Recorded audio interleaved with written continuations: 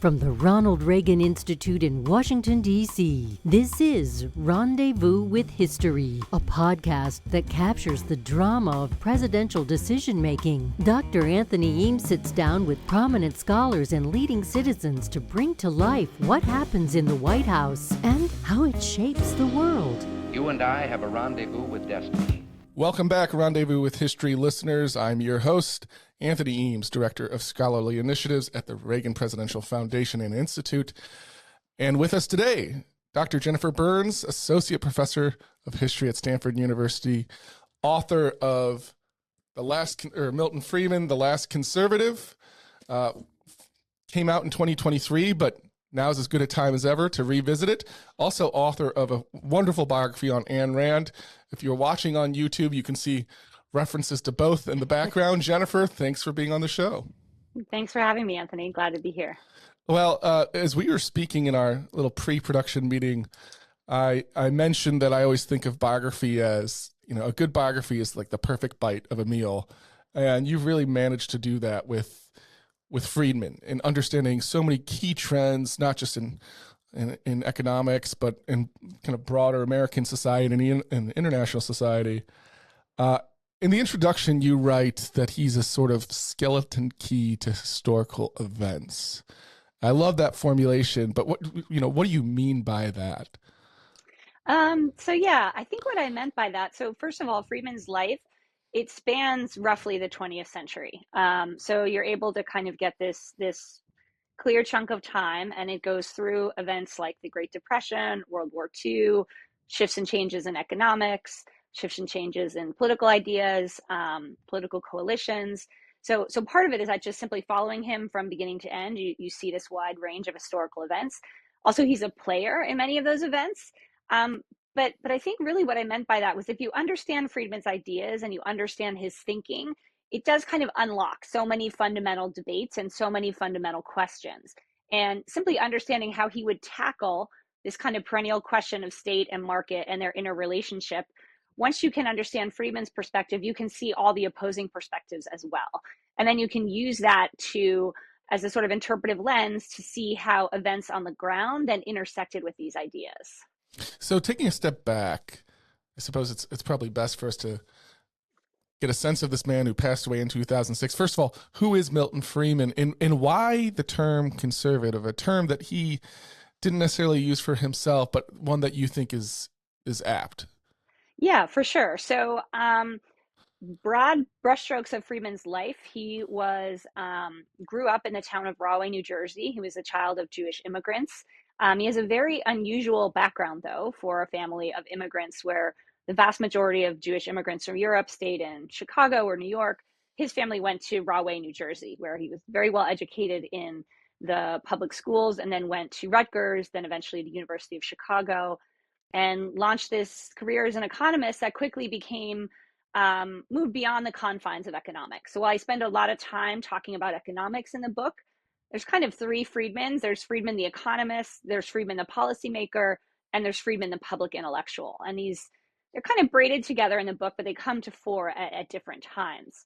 Now, when I kind of stepped back and thought about how to capture, this life and these ideas and this man in the round, the reason I settled on that is really two reasons. And I would say, one is that when you think of him as an economist, which really was the main through line of his life, he was really someone who tried to conserve older ideas and traditions and approaches in economics. And so I talk about there's sort of three primary ways he does that. One is through the quantity theory of money, which he reformulates into the basis of monetarism. So the quantity theory of money, an older theory that really had been pushed aside by the rise of Keynesian economics, and Friedman really hangs on to that. Secondly, he holds on to an older way of doing economics that also falls out of favor, and this is, simply put, deeply empirical research, gathering data on consumers, gathering data on banks and their holdings. And one of the major themes I talk about in my book is the many collaborations he had with women. And they were so generative because women not taking high status positions in the field continued to do this type of deeply empirical research that Friedman's fellow tenure professors were leaving behind. And because Friedman had this set of relationships with women doing this type of research, he ended up with this very powerful blend of kind of the old and the new in his thinking. Um, and then finally, the reason I called him a conservative is because when he emerged as a public intellectual and a policymaker, his audience and his connections were with people who call themselves conservative, and this sort of conservative movement that emerges in a post-war era. Now, this is tricky because in many ways, Friedman is more accurately called a libertarian or even a small L liberal in the broader philosophical sense. But in the American political context, those ideas get really encapsulated in this movement that calls itself conservatism. And Friedman really helps grow and shape that movement. And he brings it an enormous amount of intellectual firepower, intellectual legitimacy. And then because he is so comfortable in the public domain, he really becomes, there's a handful of figures that you think define this movement. Obviously, Ronald Reagan would be one, but Milton Friedman would be another, which is really remarkable for someone who's not actually a politician. But he really encapsulates those ideas. So I think these are, three of the reasons I chose this title, the methodology that he followed, his political alliances. I have to say that the book, coming out in 2023, I had some misgivings about the title, and these fall into two domains. One is by the time I was finished writing, I realized, going back to the skeleton key idea, Friedman is not just someone who helps you understand conservatism and the right, he helps you understand liberalism and the left. Because there's a moment when his ideas, it's really the 1990s, become just pervasive across the American political spectrum. They really define the center. So in some ways, I felt like I sold him a bit short by, in a title at least, by emphasizing his connections to the conservative movement. Because what makes him significant is that many of these ideas became broadly persuasive to liberals, to Democrats. And then the other thing that's really interesting, by the time we get to the year 2023, now we're 2025, there's much more discussion in the United States of something called illiberalism and something called liberalism, which are recognized as sort of broad political or philosophical orientations that are distinct from liberalism and conservatism in terms of the Republican and the Democratic Party. When I started writing this book, that was not the case. So I feel like we have a little more openness in our language right now. And maybe that will all serve to help get a better rendering of Friedman and his legacy. So I really understood why conservative, or why the conservative part of that title. Is that last part of your explanation stand for the last? I mean, why the last conservative? Yes. So, and that really is because, as I was finishing the manuscript, this kind of really clear synthesis that Friedman was a part of. So the kind of libertarian, pro-capitalist, libertarian elements, plus a very strong foreign policy, free trade, and then also kind of making peace with a more, traditional set of views around religion, or maybe around race, the gender. These ideas had all kind of become fused, as the three pieces. They're all in a coalition. They're playing well together. And there's been a fragmentation of that. And now I think where we are right now is, how do the pieces get put back together? But to the extent that Friedman represented this kind of not only an intellectual consensus, but a political consensus, a set of institutions, from the Republican Party to the think tank world, he really embodied that synthesis, and it really seemed like that moment has passed and something new is trying to emerge. I like how you've tracked that Friedman was so central to the kind of fusionist project, that three-legged stool you've just spoken a little bit about. But as conservatism is going through a period of renewal in the 50s and 60s, and ultimately culminating in the Reagan Revolution, the field of economics is growing through its own sort of fits and starts en route to becoming the master discipline of the 20th century. And you frame Friedman as being both fundamental to that process, but never fully a part of it. There's the nuance that you add into this book that, for many of us who who know the kind of Wikipedia entry of Milton Friedman don't have. Tell me about how he was a part of that process. Yeah, so when Friedman was deciding on his career path, he was choosing between mathematics and economics. And he ended up choosing economics because he thought it had more to say to the world around him. And this was the first years of the Great Depression.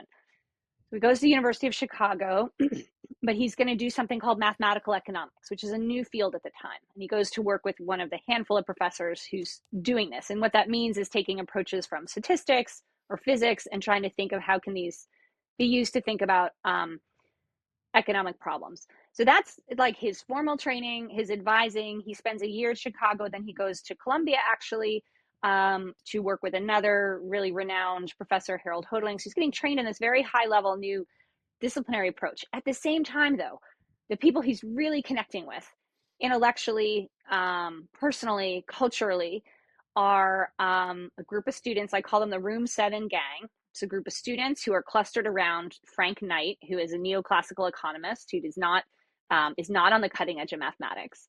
And they are seeing themselves as classical liberals that are besieged by the times. They do not accept the Keynesian analysis when it emerges. And they provide a monetary interpretation and a monetary understanding of the Great Depression. So Friedman gets all this, but this is what I call like the hidden curriculum. It's the shadow graduate school that he goes to that turns out to be just as important as a formal training, because then he goes off into his career, and the first papers he publishes are statistical papers or econometric papers. So using statistics or doing economics. He makes a name for himself as a sort of wonderkind of this type of new approach, and that's in fact part of why he's hired at Chicago. But what happens along the way is he just starts to doubt this approach. And he has doubts both political and philosophical. And so one of the political doubts is that it doesn't have to be this way, but the vanguard at the time, historically speaking, the vanguard of this approach to economics are often liberals or leftists even. There's a few communists involved in this. And they are thinking of mathematical economics as a way to help structure the growth and development of the state and to help structure its interventions into the economic sphere, which Friedman doesn't support politically. But then intellectually, he starts to think this is a very hollow exercise. The more we formalize and abstract our model of the economy, the further we get from real life. And then he worries that the model is not being tested against empirical data. And so the model is being judged on sort of on its own merits without being really rigorously interrogated. And so what's fascinating is he shares this set of doubts with John Maynard Keynes, who is later, set up as the opposite of Milton Friedman. Keynes will die in 1946, right as this approach is taking off. And Keynes is very suspicious of it. And Friedman is very suspicious of it. They both review, there's a big 2-volume work that's like the first effort to kind of put a general equilibrium model on an economy. And Keynes pans volume 1, Friedman pans volume 2. And so Friedman gets to Chicago. He's supposed to be a mathematical economist, and there's a group of mathematical economists there, the Coles Commission. And he decides he doesn't like what they're up to. And he basically starts a turf war with these professors. I talk about it in the book. It's like, wow, you've never seen academic infighting like this. And he basically drives him out of Chicago. But what is so difficult about this situation for his opponents is that he knows exactly what they're doing, and they thought he was one of them. And then he turns on them and says, your whole approach is intellectually bankrupt. And so they can't really say you don't know what you're talking about. They just have to say we disagree. And then he makes life so unpleasant that eventually they go to Yale. And many of them have storied careers. But that sets Friedman up as in opposition to where the drift of the field is going. And he will be a lonely outlier for many, many years. It's really not until the late 60s. Well, actually, I'll say when he and Anna Schwartz published A Monetary History in 1964, they get people's attention. Like, okay, maybe there's some juice left in this analysis. And then by the late 60s into the 70s, his analysis of and predictions about inflation, everyone's paying attention to them. And then several new fields of economics kind of jump off some of his sort of throwaway insights. We talk about inflation expectations. Friedman kind of tosses off these ideas, and a younger group of scholars will take them and move them forward. So he really becomes dominant in economics by the late 1960s, early 1970s. Correct me if I'm wrong here. I'm gonna paint a simple picture for the perception of economics today as a discipline, and multifaceted as it is, with various competing schools and camps. The Chicago school still alive, generally considered as one of the more conservative disciplines when roped together with, say, history or sociology or political science. Would you agree with that statement? Today, Mm-hmm. for sure. Yeah. And what's really interesting about your book is you point out that economics as it existed when Friedman was a boy, quite literally, and then a young man, associated very much not as a conservative discipline, but with more of the socialist left, which is, and that's Yeah, I mean, so the American economics is born quite radical, quite a sort of radical socialist organization. It tempers over time, but it really has this split. And you see it most obviously in politics, but it also has these methodological splits. In other words, is economics a kind of timeless science that, the laws of economics occur in any society, or is it more historically conditioned? And we have different, we might need different economic setups or institutions or frameworks for different times. Now, what I think happened, that's the kind of debate between neoclassical and historical economics, which is also happening in Europe. It runs for decades. I think after the post-war, many other disciplines, the humanistic disciplines, the social sciences disciplines, split off in the historical direction, and the economists go in the more neoclassical direction, mm-hmm. where they are kind of looking at transcendent laws of economics. Now, in the beginning, after that split, they are very allied with, as you said, the emerging national security and post-New Deal state. They literally have positions in the government. They have reports need to be made. They need to advise the president. And so, especially in the 1960s, they become very affiliated with the Kennedy administration and onward. But what I saw through my work on Friedman was that this was a discipline in which the debates were very live, in part because Friedman was disagreeing with everybody else. I think if Friedman hadn't been there, you would have had a consensus.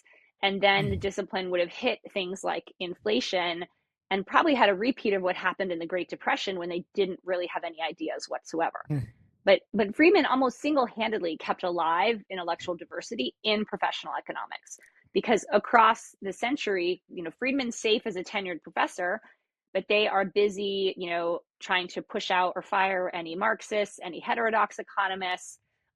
It's getting increasingly mathematical. So if you're interested in doing different types of analyses, you just kind of, I think my argument is you go to these other disciplines. People who might once have been economists become political scientists, become historians. So economics gets very, very narrow. And then, post Friedman, even the people who are doing, there's sort of one methodological approach in the wake of rational expectations theory. Friedman's methodology is kind of pushed aside, although the rational expectations school picks up many of his sort of inclinations about the role and function of government. So overall, the whole field becomes more methodologically unified, and I think generally has a more positive view of markets and tends to have this idea that there are economic truisms that persist that we always need to pay attention to, where maybe other disciplines are more in the historical school, like, oh, we might be at this point in our economic development where we need to try more socialism, or we need to try this different monetary theory, or we need to do this, or we need to do that. So I think there's been like a kind of bifurcation across I would say the humanistic or social science fields of inquiry more generally. So we've gotten the before and the after. I wanted to circle back to that second homecoming for Friedman when he gets to Chicago, when he conquers the Cowles School, kind of pushes out his ideological and methodological rivals. The preparation for that successful campaign, if you will, right? You kind of state that he knows his enemy.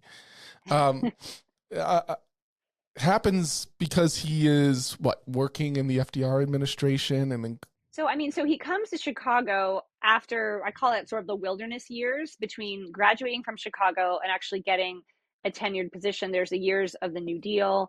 There's the early years of the war. So he works in a few New Deal agencies, and then he ends up doing statistical research for the Statistical Research Group. And this is one of the places he makes his name in the field because he's part of a group of scholars that eventually they discover something called sequential analysis, which is just kind of a breakthrough statistical technique. And it's well known that Friedman kind of, he didn't refine the theory, but he kind of got it moving. But what nobody knows is while he's doing that analysis for the military, he's coming to really doubt its statistical accuracy. And so some of this is, there's this famous anecdote he tells where his job was to test, to gather research about new alloys, so new metals that the military is creating. And eventually he decides, well, I know so much about these new metals, I'm going to design one myself. So he designs what he thinks is the perfect, most durable metal. And since he's got military connections, he's able to get a lab at MIT to build it and then to test it. And it like fails instantly. It's a terrible, terrible invention. But he says, well, my theory told me this would work, and the experience is telling me it didn't. And so that really reinforces like theory and experience have to be twinned. So he gets to Chicago, he sees the Coles Commission doing something he doesn't think is valid, and he will start, pushing them away. Now, the really interesting thing is at the same time, there's kind of an ingathering of scholars who are interested in Friedman's particular views about markets and the state. And one of the people who arrives at this time is F.A. Hayek, Friedrich Hayek, the author of Road to Serfdom, very famous economist in his own right. And there's some talk of whether Hayek should be appointed in the economics department. And Friedman is part of the group that says, no, Hayek is not an economist, because Friedman thinks economists have to work with empirical data and have theories. And Hayek is more of a first principles guy, more of a political theorist. And so Hayek lands in a very nice position in the School of Social Thought. Hayek and Friedman are very influential. I would think Hayek is more influential upon him than vice versa. But they disagree on many, many things, but they sort of agree to hold their fire in public. And so Hayek, is Austrian. He's still a very influential figure today. And Friedman is more allied with professional economics, a critic from within. Whereas Hayek is just completely without. He's not considered part of the field at that point. Interesting enough, though, those two have become synonymous when talking about the importance of free market or tax rates in conservative and kind of Republican circles today, not just in actual government offices, but in nonprofits and foundation spaces and university departments all over the place. So it's really fascinating that you kind of point out the disagreements that happen beneath the surface. Hayek's one of those characters that you bring into the book. There's a whole cast of characters that kind of are central to Friedman's training, but also his legacy. There's the famous ones we think about, the Barry Goldwaters, the Ronald Reagans, but there's some lesser known people. You've alluded to a few of the many women that he worked with and developing a series about empirical research and data testing. Can you point out some of the more fascinating cast of characters or characters in that cast? Yeah, for sure. I mean, one of them would be Anna Schwartz, who was his partner in writing A Monetary History of the United States. And she's a historian, an economic historian. And, I've looked at their correspondence and how this project evolved. And it was supposed to be like a book of statistics about the money supply, but it really ended up being a narrative history, both of the money supply, US history, and then a very focused inquiry into the root causes of the Great Depression, which they famously interpret as a monetary phenomenon and famously really much blame the Federal Reserve and say the Federal Reserve could have acted differently and it didn't. So it's also a really rich kind of institutional and human history. And this was not Friedman. This was Friedman and Schwartz. If it had just been Friedman, like I said, it would have been like a bunch of data in a book that no one would read today. So Schwartz really made it into a story. And what's interesting, looking through their correspondence, there's not ever a moment where they kind of figure out this is what they're doing, but Schwartz just kind of starts writing the book, and then Friedman sort of goes along, and eventually you have this book. So that's really fascinating. And there's a host of other women who are, so one was Friedman's tenured colleague at University of Chicago. Another was his wife, Rose, who played this really essential role in him becoming a public intellectual. She helped write Capitalism and Freedom. She helped do the Free to Choose television series. And then there's this other kind of student gang I alluded to before. What's so remarkable is Friedman has these tight-knit friendships in the early 1930s, early and mid 1930s at Chicago. And then everyone kind of scatters and goes their way. And then a number of them end up back at Chicago as professors, some in the business school, some in the economics department, some in the law school. And so, you can think of who were his best friends in his 20s, and many of them are still his best friends in his 50s and his 60s, not only his best friends, his colleagues, his neighbors. So that's that really intensity of concentration in Chicago, which I think is why Chicago is able to be the disciplinary outlier, because they had such strong bonds. And Friedman sort of had what he needed. He didn't have to feel like he had to impress the people at Yale or MIT or Harvard. And so he could have these very antagonistic relationships and have a really solid home base.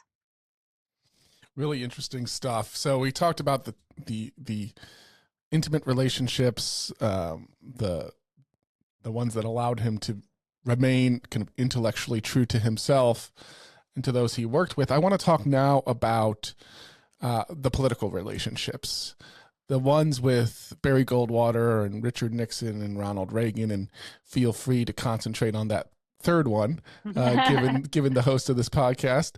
How does he come to influence those people? I mean, it's not like every single president or presidential candidate is sitting in a seminar at University of Chicago listening to Friedman.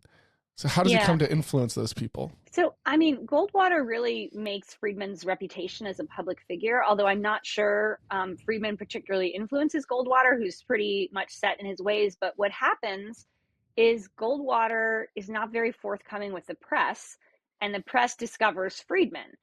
And the press starts to use Friedman as sort of an interpreter of what's called the Goldwater view of economics. And so because Friedman's a tenured professor at Chicago, he brings certain legitimacy to Goldwater, but he really goes all in on Goldwater. And I talk about this in the book. He also becomes very active in supporting Goldwater's position on civil rights, which is really not his lane economically, but he interprets in terms of personal freedom.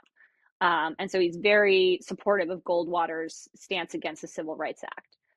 Then there's kind of a quiet period politically, but he's now a known media celebrity. And so he's then picked up by Nixon, who again really wants Friedman's reputation, but Friedman is very much at odds with Nixon in terms of his institution of wage and price controls, his monetary policy via Friedman's former best friend, Arthur Burns. There's a whole friendship debacle there I describe. You think monetary policy is boring.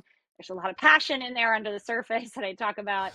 And then, Reagan for Friedman is really like the one he was waiting for, and so he meets Reagan while Reagan is still governor of California. And so they have this sort of personal relationship.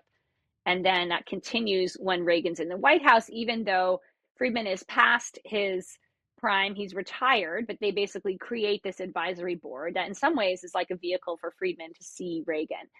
And here, what he really does is give Reagan a framework to think through inflation and how it ends.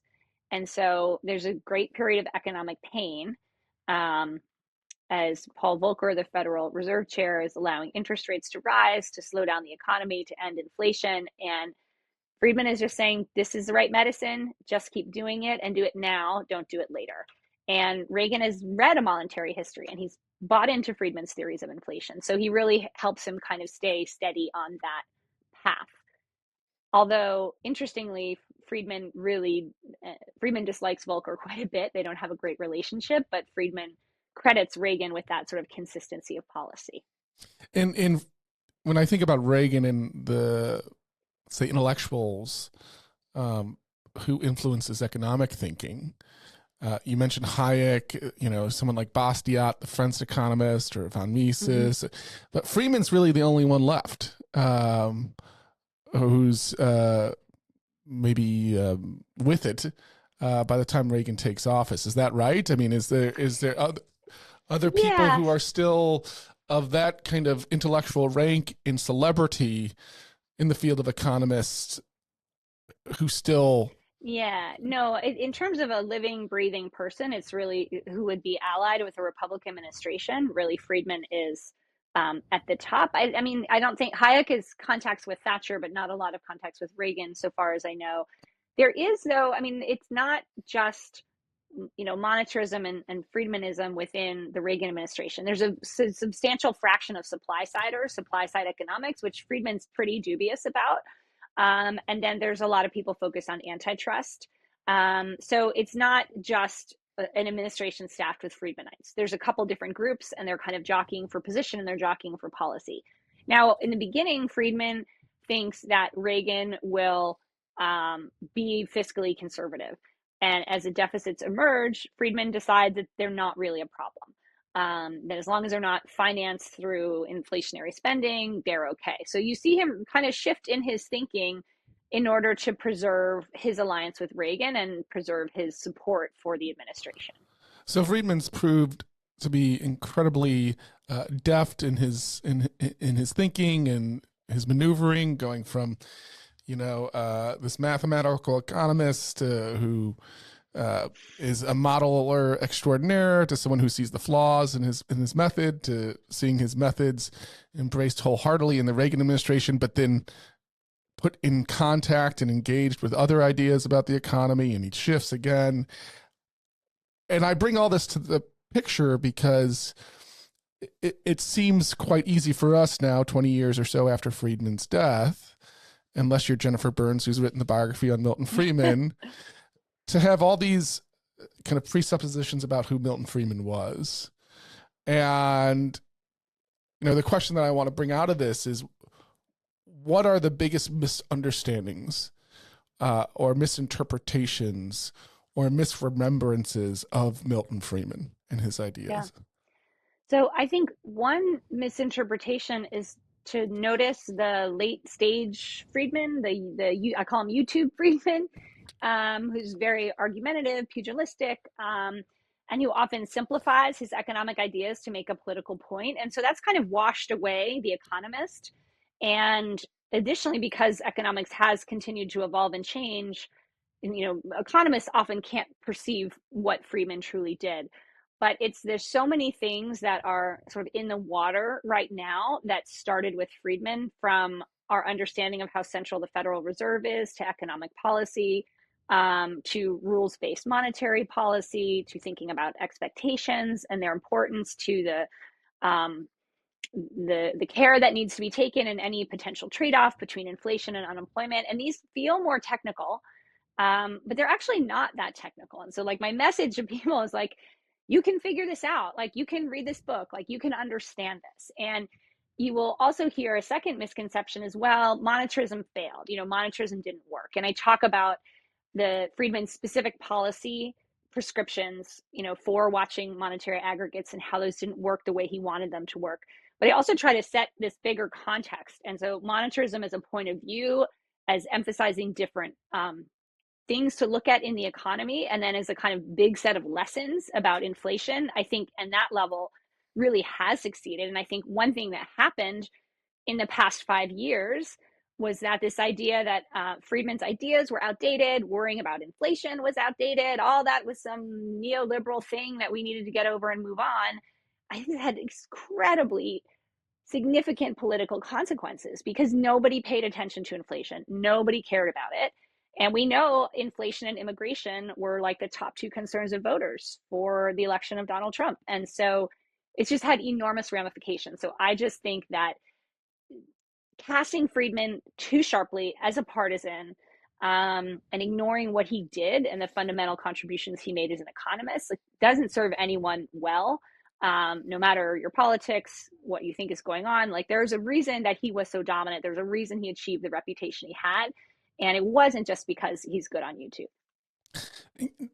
You bring up the election of Donald Trump, and I think this is an opportunity for us to pivot to get at what it was like to write this book. You note in the introduction that you started writing this book after the Great Recession, and you pretty much finished this book during a period of high inflation post-COVID, probably the period of highest inflation since the Volcker shock, since the Reagan Revolution, since that time where Friedman is saying, take the medicine now, inflation will come down later. What was that experience at a kind of a personal level for dealing with, the ideas on paper and the lived experience and kind of bringing those together in this Friedman biography? So, I mean, when I started, which was somewhere around, 2013, I really got started on the writing. It was in the aftermath of the great recession. Friedman seemed like, to many people, a sort of motive force and causal force in the world, and not one for good. And Friedman would be classified as a number of part of a broader deregulatory movement that had caused the banking crisis. And so when I first started, I was really surprised to see, first of all, how much he called for government intervention in the context of the Great Depression and also the context of World War II, how much he called for specific interventions in the banking system. And then as time went on, to just realize there's a whole counter narrative. There's the one dominant narrative is deregulation. Another dominant narrative is low interest rates and excessive stimulation of the economy, right? And I never really would have gathered that, because historians don't talk about that second narrative, but economists do. So I was able to sort of find other communities of scholarship talking about things that I wouldn't necessarily have been exposed to. And so then I feel like there's a time when, as I said, Friedman seemed passe. But as I was watching what was happening and listening to the debates and discussion about the Federal Reserve, I felt like I was able to understand it and to share the concern about inflation and to really understand. So there was a change to the Fed's framework, which if you sat down and you looked at the two pieces of paper, you would see like maybe 5 words have been rearranged. But I understood how consequential that was, and it was shifting to average inflation targeting rather than the steady state inflation targeting, and re-flipping the importance of inflation and unemployment. Just these little tiny shifts, but actually have very big philosophical meaning and very big political consequence. So staying in touch with the community of economists who were still sort of followers of the Friedman school, and they were looking at the changes to the framework, and they're looking at the changes in M2, which is Friedman's aggregate. They're looking at the different ways money is moving through the economy, and they're all saying we're about to get inflation. It's going to be really bad. And then it sort of happened. And so that was just tremendously, it's just fascinating and sort of inspiring, and like, wow, this is still a helpful lens. And as I say, Friedman's technical analyses from 1967 don't map onto the 2023 world, but the big picture, Friedman talked about something you could do to stimulate an economy. This is an essay he has, and he was thinking about Japan, which was in a very low inflationary period for many years. And he said you should do something called a helicopter drop. Like, imagine the helicopter flies around and drops a bunch of money and you'll get inflation. And that's exactly what the government did during COVID. Now, I believe Friedman would have supported at least 1 or 2 rounds of that, but he would have said, you're going to have inflation.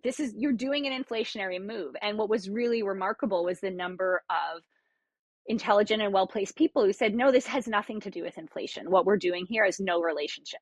It's not something we need to think about. It's not something we need to worry about. So now it feels like hopefully that lesson has been learned. I'm not sure it has, but I do think Friedman kind of provides a way into this history, and you can look at what happens in the 70s and you can think about what just happened recently and kind of understand how important it is. It goes back to kind of that tagline of Friedman's, which was money matters.